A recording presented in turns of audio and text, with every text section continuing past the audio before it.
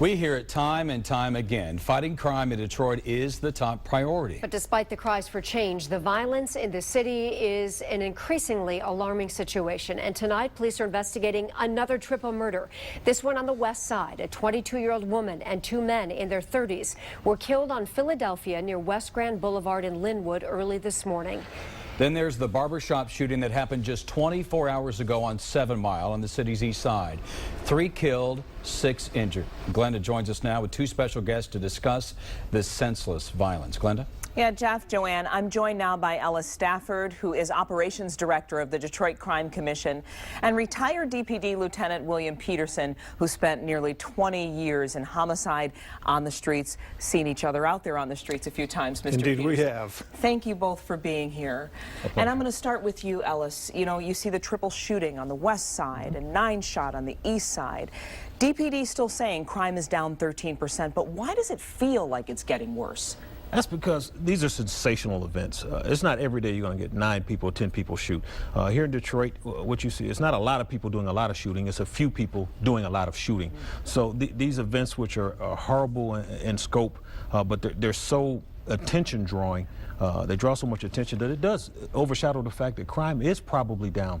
It's not so much the murders that you should focus on, it's the shootings themselves.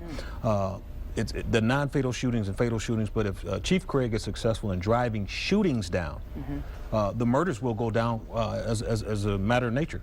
Yeah, well, you know what you've seen, Lieutenant Peterson. Absolutely. I mean, what can we do? Well, there are some things that the police department can do. Targeted enforcement, going after the people with illegal guns, going after specific offenders who are doing most of the crime. Broader than that, it's really a societal problem. What happens in a society and a community is what is accepted, what will be tolerated, and that gets into the no snitch mentality. Sure, like in your environment, what you're used to, what's a culture. Absolutely. If these things are accepted, they're going to go on. Right. If this no snitch nonsense is accepted, it'll happen. If people start saying, no, that's not going to happen in my neighborhood, Right. and stand up against the nonsense, it'll bring things down.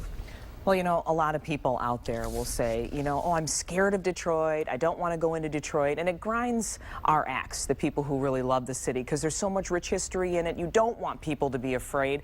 I mean, should they be, Ellis, should they be scared? Absolutely not. Detroit has a lot to offer for visitors, folks who want to come here and enjoy the arts and entertainment, but absolutely not. The harsh reality of it is this.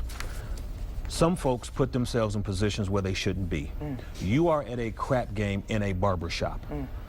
Is that really where you should be? And then when something happens, granted, it's tragic, and I'm not taking anything away from it, but you're in a position where you shouldn't be. Visitors coming to Detroit are hopefully not going to be in a back of a barbershop at a crap game.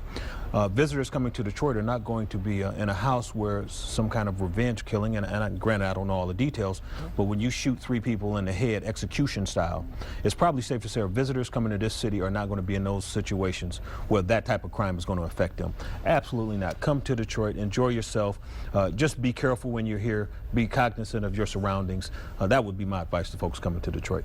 And Lieutenant Peterson, piggybacking on what you said, I mean, are we shackling ourselves? Are we keeping ourselves in that fear? I mean, what can we do as a community to help? Absolutely we are. Absolutely. What we can do, there are a lot of things that come into consideration.